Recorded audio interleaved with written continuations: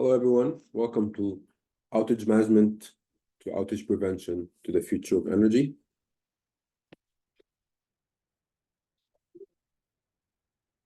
Before we start, just a little bit about my experience, so you know where I'm coming from. My name is Ahmed Musa. I'm the CEO and founder of two international consulting firms, 100% Energy Club and Electric Bridge Consulting.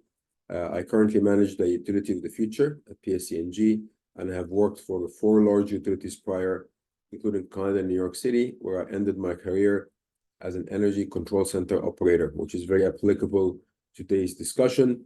I'm an adjunct professor at NJIT, and as you could see, I sit on several boards, including Smart Electric Power Alliance, as well as other focusing on cybersecurity, education, advanced energy, and I've been very fortunate to be the IEEE Emerging Technology Advisor.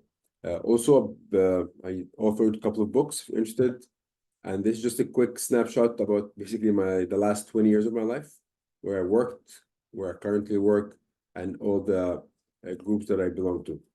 So now that we kind of cover the introduction, again, I just wanted to stress that, especially with the consulting and the best practices group I belong to, I do a lot of international consulting, pretty much everywhere in all continents. So whatever I bring to you today is not just unique to New Jersey or United States. And if you're interested, those are the links for the books that I published, where I try to really bridge the gap between all the theories that we learned back in school to the practical world. So why are we here today? You're going to touch a little bit, again, we don't have that much time, so touch a little bit about, the distribution system operation, DSO, transmission system operation, and my personal favorite is the ASO, the advanced system operations. There's a lot of push, a lot of investment to create DSO, TSO. Some utilities have both, but I personally believe, and as you're going to see, we really need something called ASO. We're no longer bound by the barriers of distribution and transmission. Ever since the renewables widespread and the backfeed, we no longer have this, the firewall between D and T.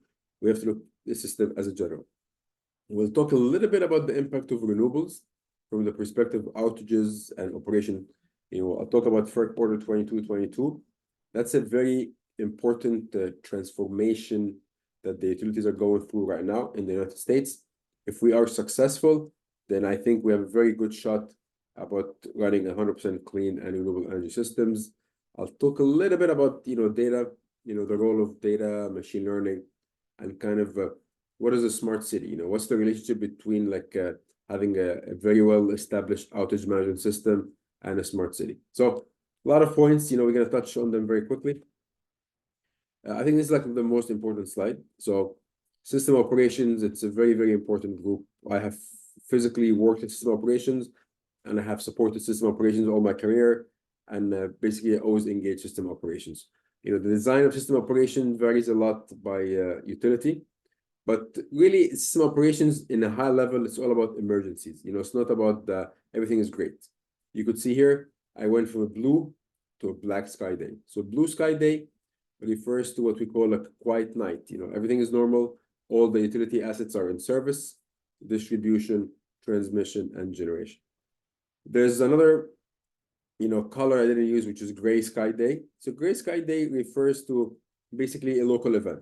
It could be big, like, substation fire. Still, it's not going to be black sky because it has a limited impact. So you could have a local distribution substation fire, a hit pole, a massive contingency or multiple contingencies. So this is kind of the stuff that utilities, system operations deal with day in and day out. Black sky day, that's a big, big event, like a major blackout, a very large percentage of the utilities, out of service. Sometimes, we introduce something called the black swan, which is something that's never happened before. Like, for example, COVID is a black swan event. So stuff like that. But what's really interesting is with all the technology that we have right now, with all the intelligence, we still have a very poor weather forecast and storm forecast, as we're going to see. However, what's new now is we keep breaking records, and those records are not a good thing. 2021 was the hottest year in record. Then 2022 was the hottest year in record. And then 2023 was the hottest year in record. And now we'll see with 2024. Even though it's the hottest year in record, yet we had a very, very cold cold front in 2024, where the system, some states experienced unreal weather conditions. So again, when we talk about record breaking, people always focus on the heat. It's both heat and the cold front as well. Whether you believe in climate change or not, that's not a discussion today, but we all know things are changing. So how will system operations cope with all those changes? So back in the days, we used to have normal, emergency mode. That was it. Now within the normal, we have the weather impact. So we have how do you perform, how do you run the system during a sunny day, a cloudy day. The United States is very, very big. So I mean, I live in New York. I work in New Jersey, but I do a lot of benchmarking, a lot of work with California. So California, they have a lot of renewables, as everybody know, but the weather in California is very supportive of solar. The weather in the East Coast, like as I'm talking to you right now, it's partially sunny, partially cloudy, and partially raining all at the same time. So, how do you operate a system like that? The solar irradiance is very, very poor. How do you operate the system? And then, because you have a poor irradiance, when a cloud comes in, that will have a big impact. So now, the operators, the engineers are becoming like, weather forecasters. Okay, so if a cloud comes in, if it's a slow-moving cloud, this is a way to operate. If it's a little bit faster, we operate like this. But if it's a fast-moving cloud, there's a big, big impact. So again, that is another change that we are experiencing as we speak. And then basically, we were all about the peak day, right? How should we be prepared for the hottest day of the year? And then, with the rise of renewables, especially offshore wind, we have a lot of generation during times when we don't have that much load. In the US, it happens to be April and May. Why is that? Because the weather is just nice. You don't need heat. You don't need AC. Having said that, it's been a very cold April so far. So, that's not the ideal April, but that's what we do. So when we don't have that much load, the voltage rises, the frequency rises. So how do you operate from that perspective? So light load now has a lot of issues compared to a few years back. And then, of course, you start adding all the stuff, non-windy and non-sunny days. So, but you could say, that's the norm. We've been having non-cloudy, or cloudy or non-sunny days for years. What's the big deal? Well, the big deal is that a lot of utilities, a lot of states, a lot of countries are transitioning towards 100% clean and renewable energy, which means that we really, really rely on pretty much on the solar, on wind to meet the load. So this is something I want you to think about for the rest of the day. A couple of years from now, for example, our company has 100% net zero by 2030. Other states have a lot of plans. So now it's not a big deal because we have the base load generation. They perform very well during major events. But now since we talk about storms, imagine you have a storm. So of course, during the storm, it's not sunny. And it could be too windy, so you cannot use your wind or solar assets. So do we have enough storage or not? That's like the $1 trillion question. I created this, what I call the critical path 5W. We need to know when exactly is going to hit. It's not like what day, what hour, minute to the second. Where will it hit? Exactly the coordinates as if you go play back a storm, exactly what was the path. What will it damage? Not just utility assets, as you're going to see later on. Sometimes we are impacted by debris and other stuff. Who will support? And that's a good question, right? A lot of times you may hear about like in local events, so a lot of utilities help. That's why I have something in the US called the mutual aid. But if it's a very, very nasty storm, like Superstorm Sandy, that impacts multiple states, that's going to be a problem because everybody is hungry for resources. And most important for the customers, when will we be back? In my opinion, if we're able and hopefully using machine learning, artificial intelligence to enhance answering all those 5 Ws, that will help. And then a very important point, again, ever since Superstorm Sandy, which occurred in 2012, there's been a big push, especially with the Department of Energy, to build more microgrids. So when do we need to fire up the microgrids? Sometimes it's not as just a plug and play. So depending on how you answer the 5 Ws, maybe you need a microgrid or not. And that's why I'm saying also that, as having been a prior operator myself, there's been a lot of changes since I left system operation. So, and there's a lot of changes expected. That's why you need this advanced system operation that, look at everything, but look at the weather. And weather not just from, there's a storm coming, no, from the cloud, the wind speed, the humidity, the solar irradiance, and stuff like that. So, I mean, if there's one slide that is important today, is this slide. Now, AI and ML, I'm not sure how advanced other locations are worldwide, but from a grid perspective, I would say 2024 is the year of AI. It's been a lot of discussion in the utility, but I always say, like, very simply, what machines we would like to educate and what intelligence we'd like to bring from. So if you're able to answer these two questions, then it becomes simple, because everyone is talking about ML and AI without the intelligence, what they are. A lot of utilities, they're not programmers, so we have to work with like another entity. So I think this is important point. I always say before machine learning, you need human learning. If there's one message for today, you need to educate the masses what they're really looking for, what's the problem. So, and of course, just a high level, there's different phases, supervised, unsupervised, and so forth. A lot of our data may be supervised. We have, here's the voltage, here's the current, so we know exactly where it is.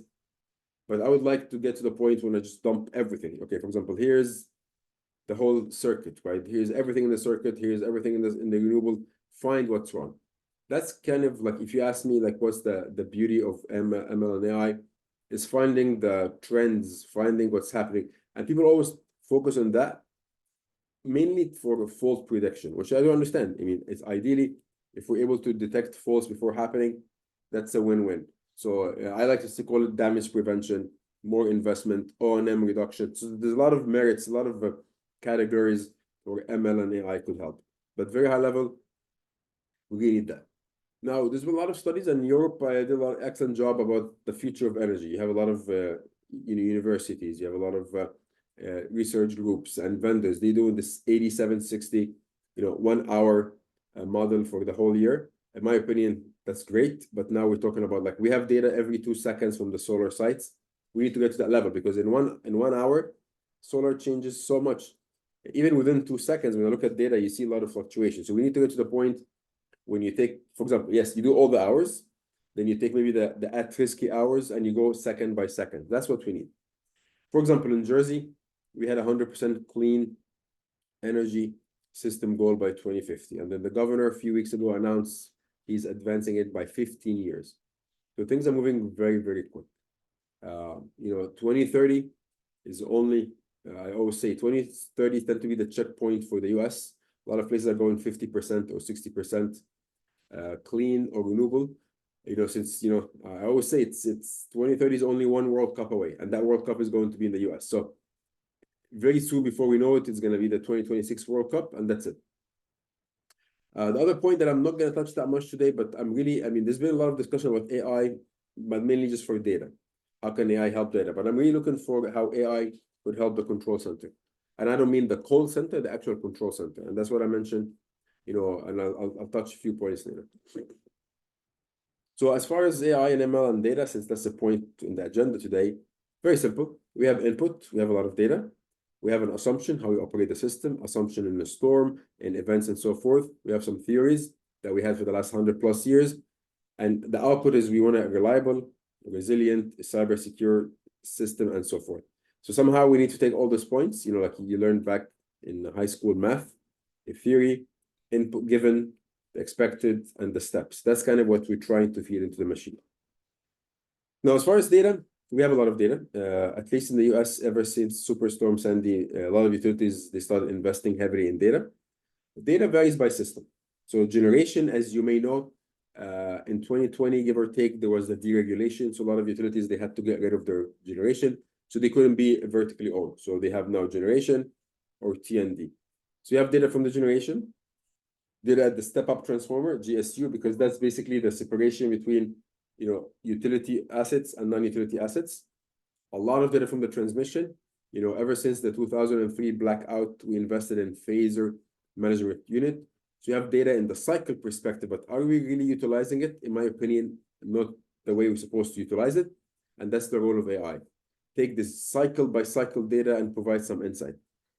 Substations are very important, in my opinion. Substation is the most important entity, the most important land, if you think about it.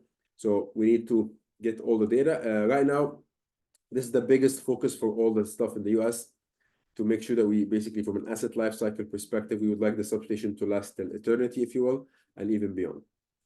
Distribution, I'm going to talk about FERC Order 2222 a lot today, so I'll touch it in a bit, but that's all distribution. And then one thing we're doing differently this year to accommodate a lot of renewables we are adding a lot of electronics. So a lot of stuff that belongs in transmission, we are moving it to the distribution. I was very fortunate to install two 1 megavar generator, two 1 megavar StatCom by solar site to accommodate. Now, there's also a lot of data coming from the transformer. Usually the transformer right outside the customer house, that's the separation between us and the customer. We don't even have any telemetry. But now with the rise of electric vehicles, we have a lot of electric vehicles. So we may not have the data from the transformer, but we have the AMI. So right now we're doing a lot of work from the AMI perspective. So this is kind of the given, if you will. We have all this data. Of course, utilities have different levels. Some of them report all the time, some report by exception, but we do have data. We also have a lot of renewables. That is the big thing. Now, we're not Germany, we're not other countries, but we have a lot coming. President Biden, has been giving a lot of stimulus funding for a lot of funding for renewables. Right now, where things are a little bit shaky for the offshore wind, but there's some hurdles we're trying to overcome that you're going to see a lot. Just to give you an idea, between New York and New Jersey, we're talking about around maybe 18 gigawatt of offshore wind. So we go from 0 to 18. So even though we're late, but we're going very big. So if you ask an operator right now about the solar activity, he or she will not get involved. Maybe if they worry about GMD, but otherwise they don't get involved from a day in, day out perspective. And that's why I believe the ASO, the Advanced System Operation, will be ideal, because you want the operator to operate. I remember when I was an operator, I was told, don't think, don't ask questions, just operate. Live in the moment. Don't think about the last second or the next second, operate. But if you look at the graph in the middle, if I didn't tell you, you wouldn't have guessed what it is. That's actually a solar generation in megawatt for basically one day that had a lot of fast-moving clouds. We have a lot of those kind of days in the East Coast. So right now, it may not be the end of the world, because every time it dips below, the base load generation supplies that delta. When it goes up, the load is reduced. This is just from one site. Imagine if we have, which we do, we have thousands of sites, and if the fast-moving clouds impact them like this, and plus there is no baseload generation anymore. That's kind of the system we're trying to work. So I'm trying to work with some AI logic to develop the delta megawatt drop, the delta T, how much do we drop and how fast, and what's the impact on voltage, the delta V. So we're trying to solve this equation to find out basically the need for solar smoothing and stuff like that. So again, just to give you an idea, right? So the graph all the way to the left, that was the feeder where the solar site is connected. You could see the feeder supplying the load at night, then it backfeeds, then it's supplying most of the load, then it backfeeds. So, all this transition is going to be challenging. And again, if we're going to utilize the battery to fill in the blank, do you have enough energy storage really to meet all this disturbance? Remember, this is just during the sunny hours. What about the night? What about the morning? If you don't have base load generation, so do you have enough batteries to take care of it 24 hours? And remember, the batteries, they need to charge. So all this question is kind of what you're working on. Energy storage, we have, as you may know, we have like a lot of different, what we call a stacking option. There was a pilot or a project, actually I would call it a pilot at PGM. This is the largest regional transmission organization in the country. To utilize battery for frequency markets. You can see here, that battery is always getting signal to charge, discharge. So if there's one point that look at the hertz, the frequency, for us is 60. So as it deviates from 60, you're charging or discharging. That's kind of what you're doing to meet a stable system. So again, that system existed for over 10 years. So you have a lot of data and more expected. So again, but remember, you could see, you see how often this battery is utilized. This is just to maintain 60 hertz. And that was the point I was mentioning. What about the solar smoothing? What about the peak shaving? So that's kind of, in my opinion, the role of the ASO Advanced. You look at the batteries you have, all the use cases, and to see if we're good or not. There's no question that we need a better weather forecast, because right now it is just terrible. I mean, I use my phone, the iPhone, the weather forecast. I would say the accuracy, and I'm being very generous, probably like 20%. It tells you it's sunny, and I'm looking outside my window, it's raining. So sometimes it's very bad as this. But remember, the forecast becomes challenging in the future. But why? This is why a lot of forums talking about outage, right? Outages are not a new thing. We have been having outages since the creation of electricity. But what's new is this electric basket.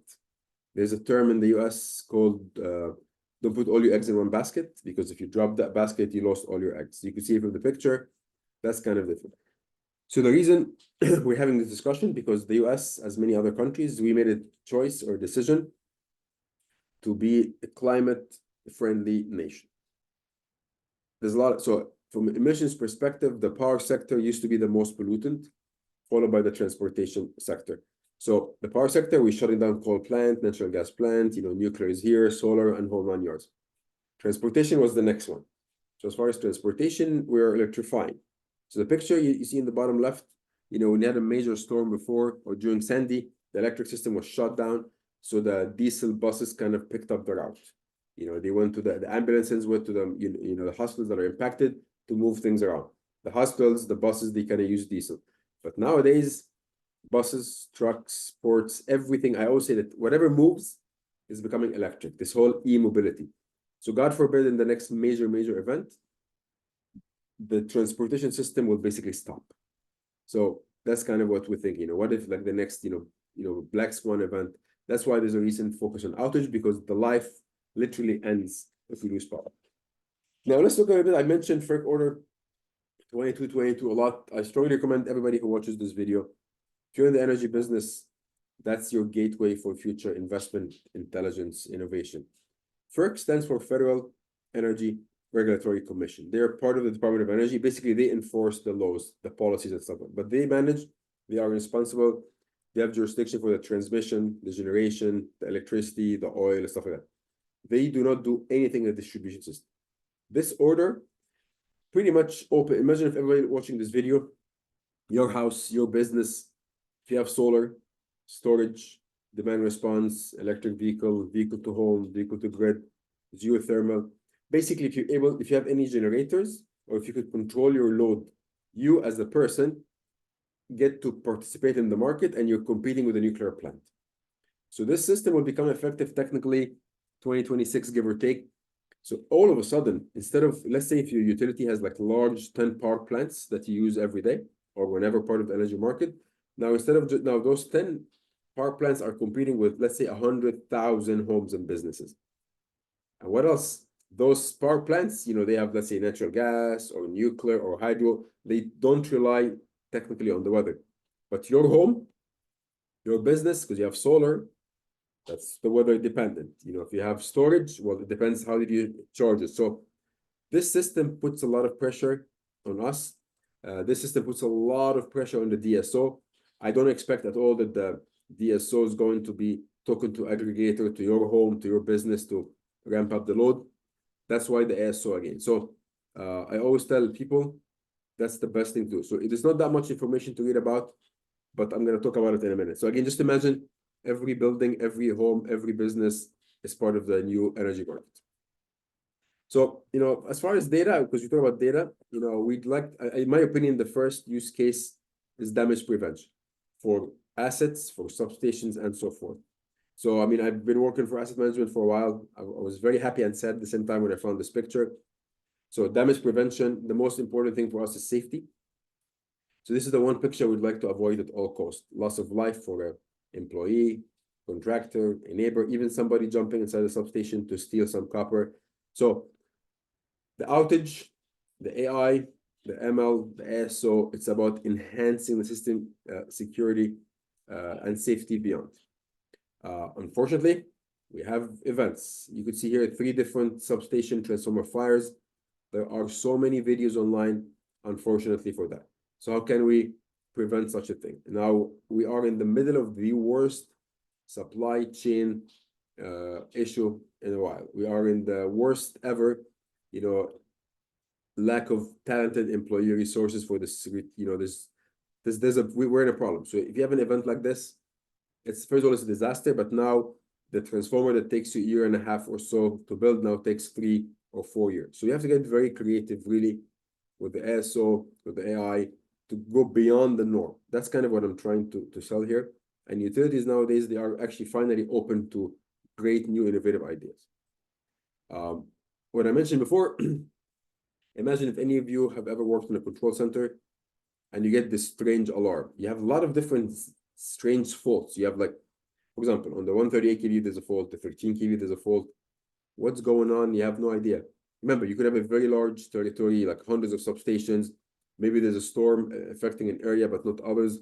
You would never, ever have guessed that there was a storm and there is debris that landed on several phases on different parts of the substation.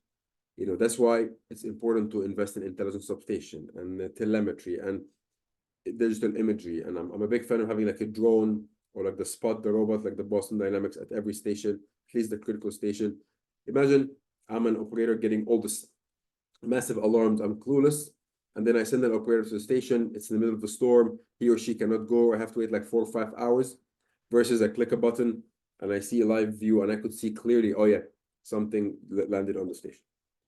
That's unfortunately the new norm in the US and unfortunately other places as well. Back in the days, you kind of used to do this, you know, you put the sandbags or the stuff around, but now, so that could prevent or help minimize the flood. But what you just created unintentionally, you made a swimming pool. So now when it rains a lot, which just give you an idea, days of like it rains so much in like literally 30 seconds in New York this morning.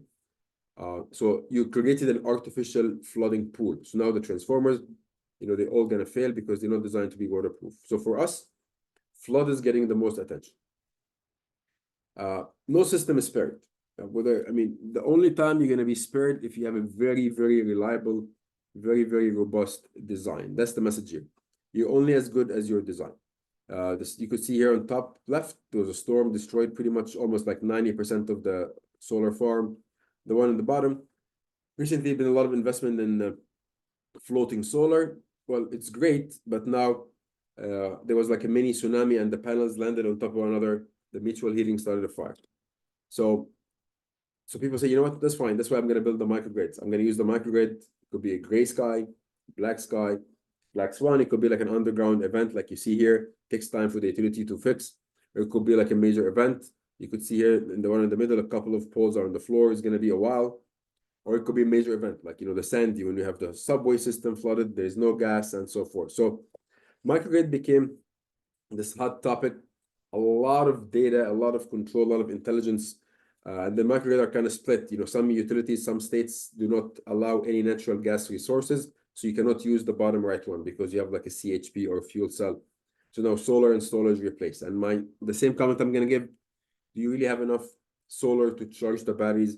You know, if you have a major storm coming, then you could kind of predict. But what if, you know, we're getting something called the microburst here when you didn't really, all of a sudden you have this massive event that wasn't really planned for. So again, I'm going just very quickly to show you different points of what we do, where the US is going. And again, as I said, for microgrids, you could use natural gas. They're very reliable. If you don't use natural gas, you have to replace them with solar and storage. My opinion, electric grid, I'm doing V2M, which is vehicle to microgrid. So the cars could come to charge or they could come to discharge. What's interesting here, that there's a lot of push in the industry that they want the utility to also operate the microgrid. Now, the DSO, the ASO, they're not, you know, they don't understand what a microgrid is. That's not their job function. Maybe the ASO would be best. So again, you could kind of see how I keep inserting the ASO and everything, because the control room as we know it is not going to exist. And then coming towards the end, there's been a big push for smart city. You know, the New York City usually ranked, I would say, top 10 worldwide in smart city. You know, the first step is always to have a very efficient city, like LEDs, start with a street light. If you come to New York City, you look at any street light, there's a lot of stuff there. And then you add intelligence, really, like, you know, sensors for safety, security, you know, Wi-Fi, advertisement, you know, health, climate change and stuff like that. But what's really important, you cannot have a smart city if it has a very poor reliability or resiliency record. What's the point of having the most reliable system on Earth or the most reliable city? I'm sorry, the smartest city ever. And then every time it rains or there's a storm, you're out of power. So there's always a push, you know, my city is better than your city. I say my city is more reliable, resilient than your city. So right now, a big part of the smart cities and, you know, IEEE is doing amazing stuff about the future of smart cities. Of course, I'm focusing on electric right now, but smart cities look at the water, the communication, you know, the internet, the sewage system, everything. But the smart city, if you look at the third bullet here, must be able to function on a blue, gray, black, and like a rainbow day. So nowadays, even though I took this print screen from a couple of years ago, pretty much every day there's something happening worldwide. A lot of wildfires, flood event, and stuff like that. You know, for some places when you lose power, it's chaos, it's blackout, there's a threat, there's looting and stuff like that. So it's a pretty big deal for us. So it's not just a matter of inconvenient. And then, like I said, life will stop. There's life-sustaining equipment. People cannot live without electricity. So the famous OMS, the outage management system. So back in the days, you know, everybody has their own system. A lot of it is built in-house or like a small mom and pop shop.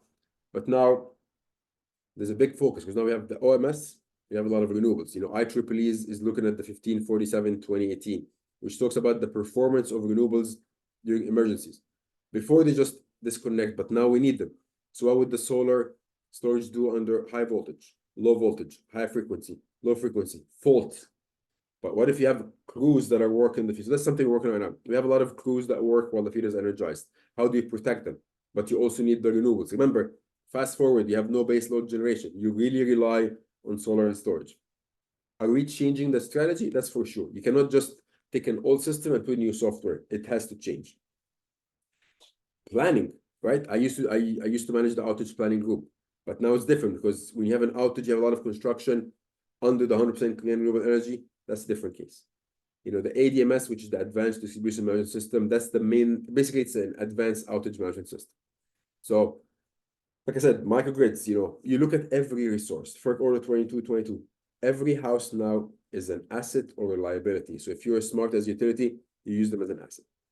Wildfires, unfortunately for us, that's the norm. So kudos to the utilities in California for getting very creative to meet stuff like that. So how do you fight wildfires? You can't. So you got to be very creative. So we're not here to fight Mother Nature. We're here to become and to basically adapt and develop a way. If it's just, you know, converting overhead to underground, more intelligence, you know, more vehicle to grid, stuff like that. And then, you know, I'll give an example. On April 4th, we had the first ever that I remember, basically the first ever earthquake in New York City. I mean, thank God nothing happened, but we're seeing stuff that we had never seen before. So how do you prepare for the once in 100 stuff like that years, once in 1,000 years, or what if something never happened before? And as far as the outage stress level, this is like a good old days kind of diagram. It varies, like, so if you have a problem with the power plant, that's a big deal. Step-up transformer, that's a big deal, especially if the power plant only has like one step-up transformer. Transmission, you kind of get the point. So you focus on the big boys, the generation, transmission, sub-transmission, distribution, and it kind of, so that's kind of the priority order, if you will, going from the highest to lowest. I always say going green is great. Renewables is great. Going black is not that great. And our focus is really to achieve the highest level. So can we get more reliable, more resilient? A lot of people believe that the future is absolutely not reliable, not resilient. And of course, today's discussion, something I didn't mention at all, is cybersecurity. So that's the goal we have. Again, as I mentioned before, we cannot meet this goal unless we rely on data. From the weather station, like we cannot just rely on the weather, we're installing our own weather stations. The smart meter is telling us a lot more than just billing. A smart home, from the street light to the city, to many cities, to the entire country. When you have this overall IQ and intelligence, it helps. Renewables provide a lot of insight from the inverters and so forth, so let's use them all. Electric vehicles, you have this mobile battery on wheels that could really help a lot. Energy storage, that's like the $1 trillion question. Do we have enough? Are we able to charge them? Are they going to be charged clean? What do you do at night? What do you, there are some times, especially here in the US, February is a very tricky month. It could be cloudy / snow for the entire month. Imagine a whole month, you never see the sun once. How do you charge your batteries and stuff like that? We are shifting nowadays to do a lot of behind the meter work. We are shifting to talk about a lot of stuff in the residential and commercial. So that's the latest for us. And then of course, when you have this intelligence behind the meter, it helps. Last time I'm gonna mention it, or maybe not, advanced system operation. It's a great investment for you. Substations, a lot of us are developing something called intelligent substation, produce a lot of data, security, and so forth. And then data science, which is AI and ML. So somehow you need to look at this data, but in the eyes or from the lens of the outage data. So one thing we're doing to meet all the stuff is what we call the rise of the MS, the rise of the management system. We are right now we are dispatching distribution management system, DERMS, which is distributed energy resources management system, advanced distribution management system, which plays a big role for us. And even the EMS, the energy management system, we are installing AEMS, Advanced Energy Management System. So that's how we're trying to tackle a lot of the points I mentioned, but those were not really designed for behind the meter.